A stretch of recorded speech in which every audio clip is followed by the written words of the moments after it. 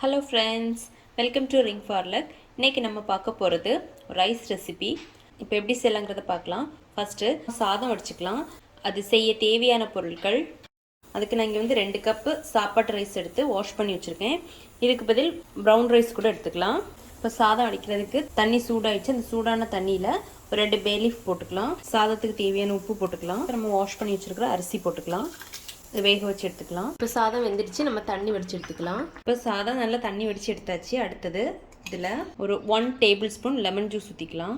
அப்புறமா கொஞ்சமாக மல்லி இலை போட்டு நல்லா மிக்ஸ் பண்ணிக்கலாம்.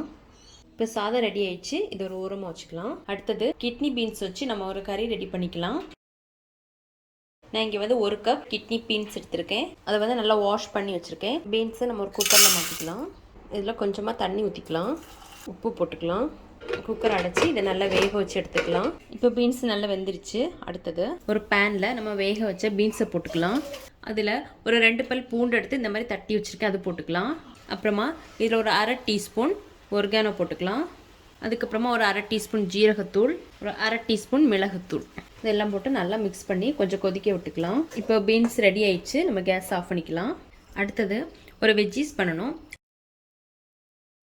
அதுக்கு ஒரு பேனில் ஒரு 1 டீஸ்பூன் எண்ணெய் ஊற்றிக்கலாம். எண்ணெய் காஞ்சதுக்கப்புறமா அதில் ஒரு வெங்காயம், அப்புறமா ஒரு கேப்சிகம் எடுத்து இந்த மாதிரி நீளமாக கட் பண்ணி வச்சுருக்கேன், அதை போட்டுக்கலாம். இது கூட ரெட் கேப்சிகம், எல்லோ கேப்சிகம் எது வேணாலும் சேர்த்துக்கலாம். போட்டு லைட்டாக வதக்கிக்கலாம். இதில் தேவையான அளவு உப்பு போட்டுக்கலாம். இப்போ வதங்கிடுச்சு. அதுக்கப்புறமா அதில் ஒரு 1/2 டீஸ்பூன் ஒர்கானோ, 1/2 டீஸ்பூன் மிளகுத்தூள், 1/2 டீஸ்பூன் சில்லி ஃப்ளேக்ஸ் இவ்வளோ போட்டு நல்லா மிக்ஸ் பண்ணிக்கலாம்.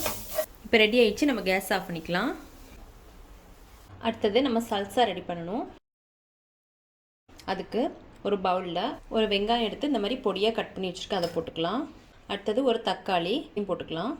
அதுக்கப்புறமா மல்லி இலை, அதுக்கப்புறம் ஒரு 1 டேபிள் ஸ்பூன் லெமன் ஜூஸ், தேவையான அளவு உப்பு.